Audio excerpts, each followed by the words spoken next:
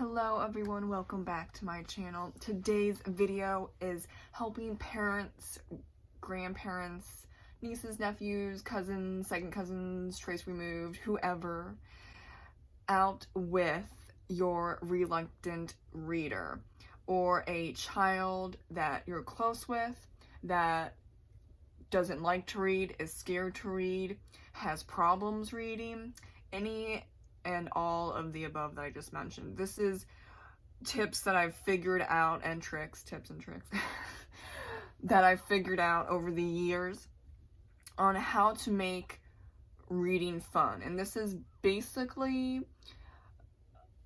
geared towards kids and preteens and even teenagers, depending on where they are in that sphere of rewiring their brain into thinking that reading is fantastic. I see a lot is that children of all ages, preteens, teenagers, have been conditioned to think that reading is boring and it's not meant to be fun, especially if they're assigned boring classics.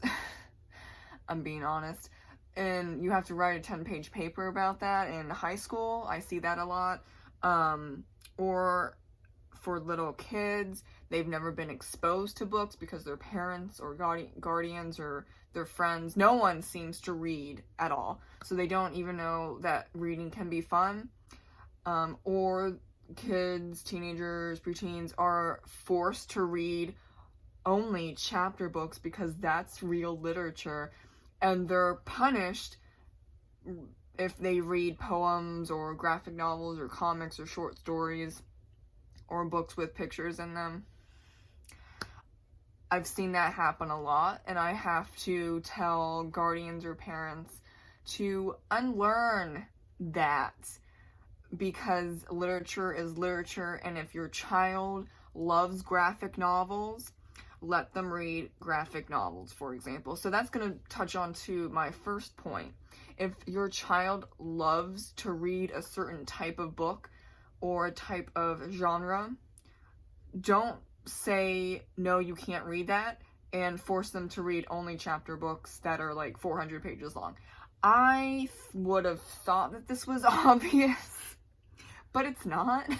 I've had to talk guardians and parents out of only buying their 10-year-old child pure chapter books of genres that they don't even like, because they were told that they have to do that by their counselor or teacher or principal or other family members or other friends, or they read it online.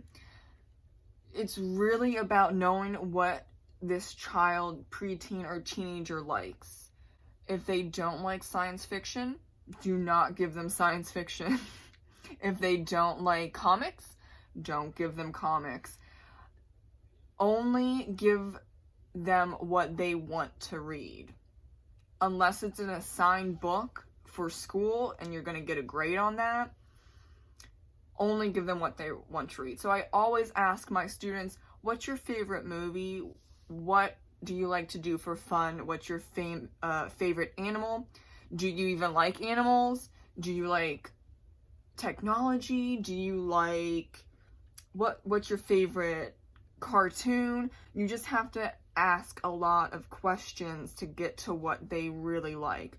And at my job, I ask a bunch of questions. I even ask, what do you not like? What do you not ever want to watch or read ever? Like, it would creep you out, or you would just be bored with it, or it would make you uncomfortable.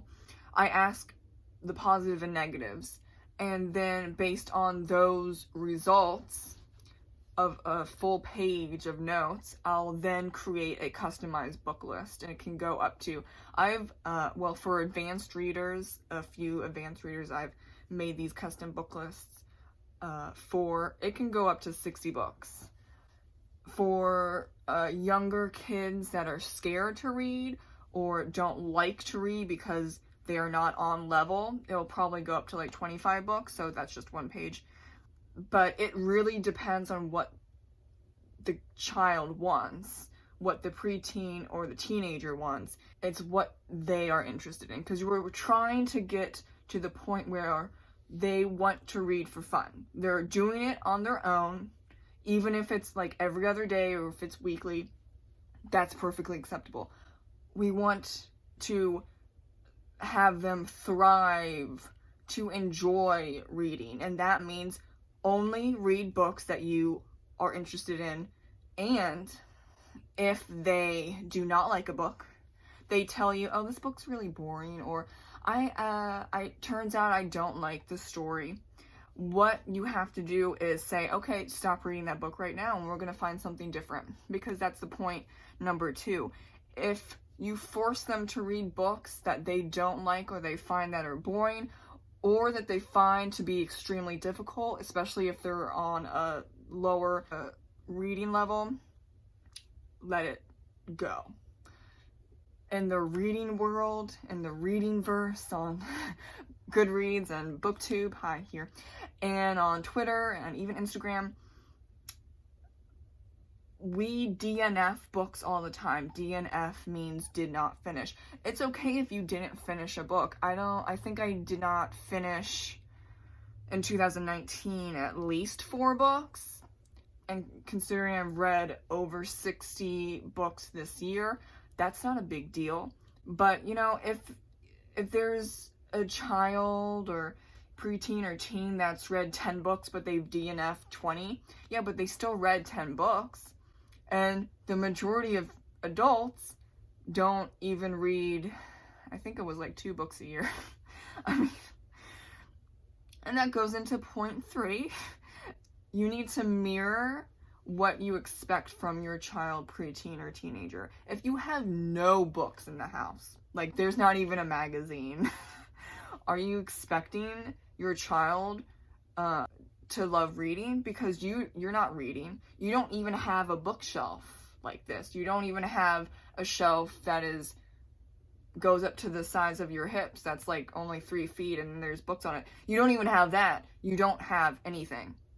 You're not modeling what you want to see and what you're pushing your child to do. And now I understand maybe you also struggle with reading, but that could be a great learning experience for your child, preteen or teenager, saying, look, I can't read, I don't enjoy reading because of X, Y, and Z.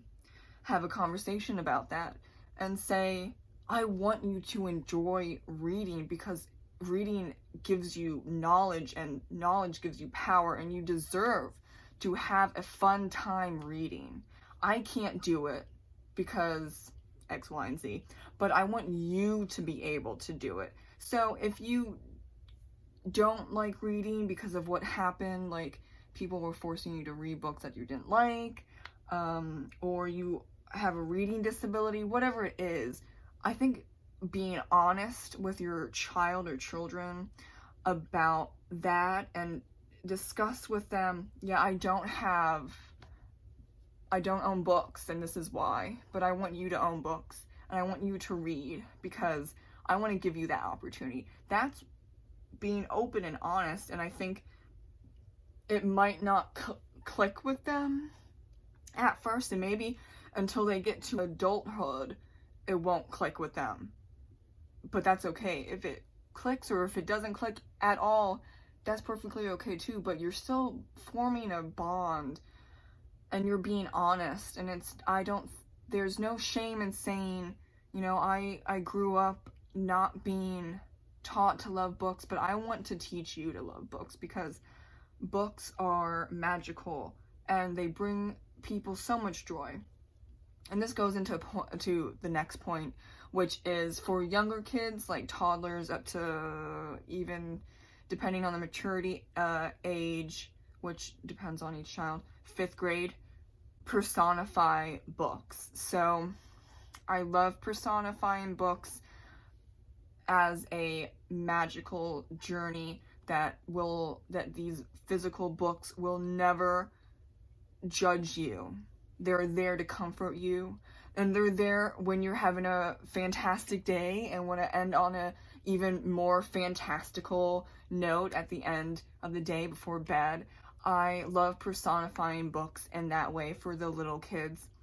And it gives them something to be excited for. And for the ones that are struggling reading, it telling them that if you read out loud or if you read silently, these books, these physical books, will not judge you if you mess up words or sentences or paragraphs, or if you don't understand them completely. They're there to just be with you and take you on a fantastic journey. You can go wherever you want, whenever you want, wherever you want. You want to sit on a couch, you want to sit on the floor, you want to read in a tree. You can do that with books. And you can go to the Nile, or you can go to space. You can go wherever you want. And it's magic. If you believe in magic, if you don't believe in magic, that's okay. Books are magical. Those are the real magic in this world. Books, literature. Also counting poems, graphic novels, short stories, and comics. Because on this channel, we are not book elitists. We include everything. And I mentioned that earlier, and I'm going to mention again, everything counts as reading. There are, I've met quite a few students in the past where they only read graphic novels or they only read comics, but they can churn out 10 graphic novels or comics per day, and their reading comprehension level is really high, and they're reading at they're in 7th grade, but they're reading on 11th grade level. It doesn't matter what it is. Just because it has pictures does not mean it's for little kids, for little toddlers. That's not, no. I mean, I love reading books with pictures because it just enhances your imagination, your creativity. And I also am really interested in what the author and the illustrator, if they agree or maybe disagree on what the person or animal or whatever it is being drawn and put in the book is like. I think that's really fascinating and it's enjoyable. I have graphic novels over here, and I have poetry books over there, and I don't have any comics, but my fiance has comics, and I read a few comics. They're all counted as literature on this channel. And we need to get over that hump that just because it has pictures or it's about superheroes doesn't count. Are you reading a story? Yes or no? Are you or are you not? Yes, you are. Even in a poem, there's a story in some way. Even if it's only 4 lines, it counts. It's a story. That's called brevity. We are embracing all of the literature. Just soak it in. Soak it in. No book elitism. It's all good. If your child just wants to read comics, get them a bunch of comics. And, try and throw in some chapter books or maybe graphic novels, but don't tell them you're only allowed to read chapter books because you're 13 and I'm not going to give you anything else. That is going to push away the idea of reading entirely. Do you want them to read comics? Do you want them to read a lot of comics and get on a reading comprehension level that is above their grade, their current grade? Or do you want them to stop reading entirely and have no reading comprehension whatsoever? Those are your choices. I'm gonna go with the comics. As not someone with a child, but who works with children, I want you to enjoy what you read, and I want you to have reading comprehension and understand what's going on. Because if you don't comprehend what you read, when you grow up, you're going to be scammed. Do you understand what you're reading? And, the world is not, it's not that great in terms of not everyone's good. So you really need to read the fine print. And what books are doing is not just enjoying. Of course, it's about enjoying and having fun, but it's also about, do you understand what you're reading so you can be prepared for the real world of adult life and to not get scammed. Honestly, I've done this whole spiel and some guardians are still not buying it, and I'm like, okay, well, do you want them to be scammed? Yes or no? No, you don't want them to be scammed because they can't understand what they're reading, or they don't know these words on the paper and they can't put it together. So that's kind of my last ditch, unfortunately, argument, which a lot of people understand. So if anything I just said did not make sense to you and you weren't buying it, but then the argument of, do you want them to be scammed as an adult because they can't read? If that sold it for you, I'm fine with that. You're thinking in a realistic way instead of a magical, ooh, books are fantastic type of way. Some people don't buy into the books are magic, and that's perfectly acceptable. But I buy into both. So I know there is a lot of contracts that I have read that if I am not the reader I am today, I would have not understood what they were talking about. And that's unfortunately one of the parts of being an adult and having high reading comprehension skills. You're not going to get duped. So if that means that your child is reading a bunch of comics, or maybe it's just a bunch of short stories and they are not interested in chapter books, but they have a high reading comprehension level, I'm good with it. And they enjoy what they're reading and they can understand what's going on in the world, we're good. Now also, just to make things fun, my last point, to add in the extra funness, readathons are very popular in the book sphere online. So you have readathons of, you get an X amount of books that have some type of theme. For example, Nonfiction November, everyone that participates has to read nonfiction books.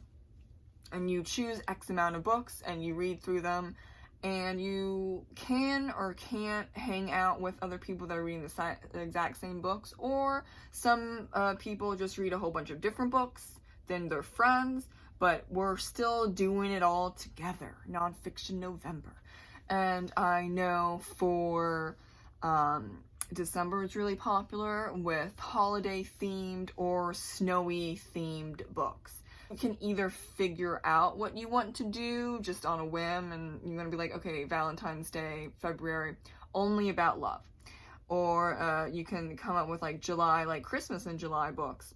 Whatever you want, just whatever you want to do with your child, teenager, or preteen. And you can do it with them, or if they have friends, even if it's just one friend, get them together and do that readathon. There is no limit as to how many books that you read. I mean, you can do 2 for that month, or you can do like 50. I mean, go at it. It's a fun time. Also, if your child does not have a bookcase, they need their own bookcase. And that bookcase, I would really recommend putting it together with them, because especially when they're like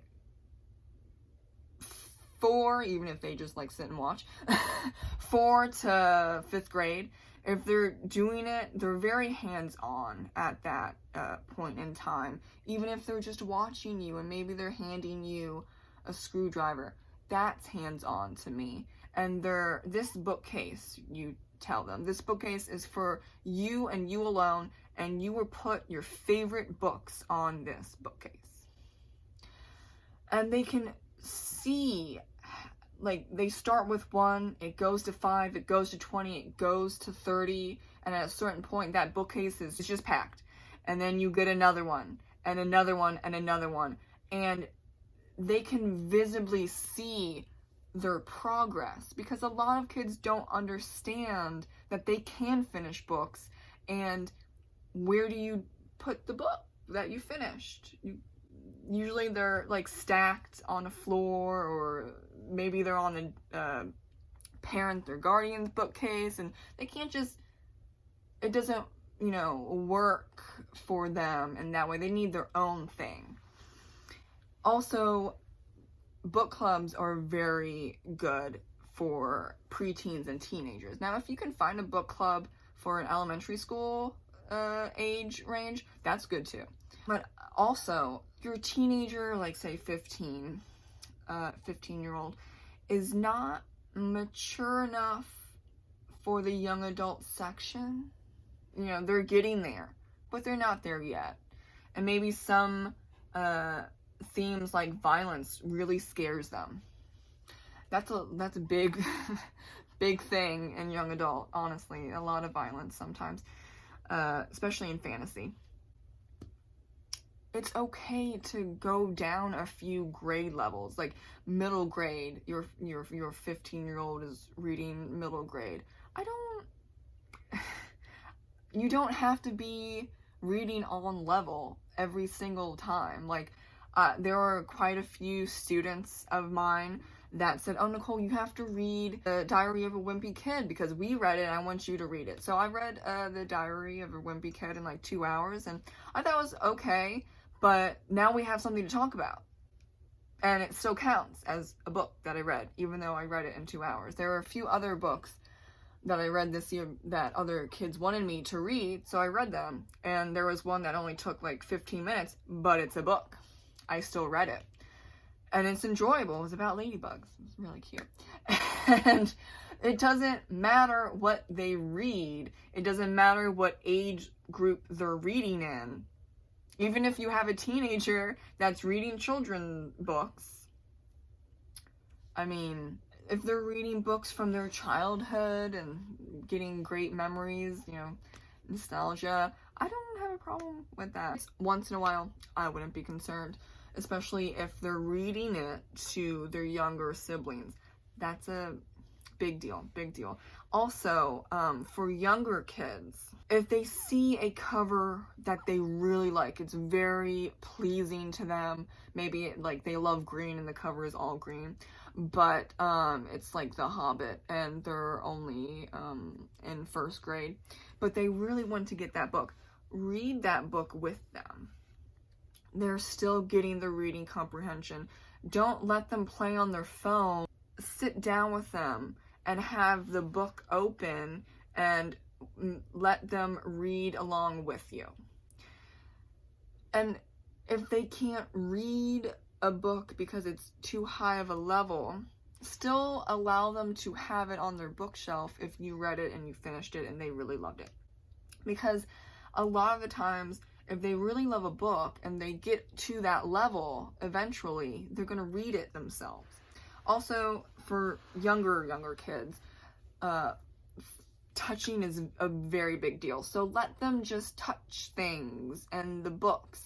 And if you have, so if there's like a dinosaur book, they love dinosaurs, get them a stuffed animal of a dinosaur and let them hold the dinosaur as you read to them. Or maybe they're holding the dinosaur under their arm and they're just flipping through dinosaur, and talk about dinosaurs and words. And oh, there's a lot of books about dinosaurs. It's going to be a fantastic time. We can go to the library or Barnes & Nobles or wherever and we can get some books. And it's just teaching them that whatever they are interested in, there's books for that. There are. Some, you know, if there's a very niche thing, maybe like steampunk, but they're interested in steampunk, there are steampunk books. Go towards that. We're trying to rewire their brain, or to wire their brain if they have no preconceived notions. Of books are amazing. Reading is amazing. You want to do it all the time. That's just basically, that's the baseline of all that I've said. You have to teach them or reteach them that books are amazing. They're not as scary as you think they are. Let's find what you like. We're going to go for what you like. It's basically positive reinforcement. Now, is this going to be like a snap fix? No, it can take years. honestly, depending on your child, to get to even maybe at reading level, especially if they have a reading disability. There are some kids that will not grow up to comprehend fully, like, Shakespeare. I mean, that's totally okay. Just let them read what they want to read. And audiobooks, if they are dyslexic, for example, or they do have a reading disability where they can only read at a 5th grade level, for example. Audiobooks, that is a legitimate source of enjoying a book while listening to it. I highly recommend that if your child has a legitimate reading disability and they can't get past a certain reading level, or maybe they're blind and they don't like Braille, or whatever it is. Even if you don't have a problem with reading and you just, you know, you just want to listen to audiobook, listen to an audiobook.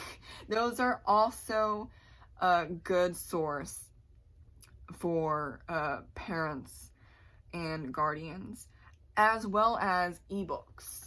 Now, don't give them access to the internet. I don't know if you can really do that. Maybe there's an option for that. I don't have a Kindle or anything like that, so I'm not like 100% sure. But that is definitely an option as well. So don't just get caught up in a physical book that is really big and like you have to read this. Just put it aside. Just do what they want to do. That's what we're looking for. That's what I'm looking for. Thank you so much for watching. Have a great reading day. Bye.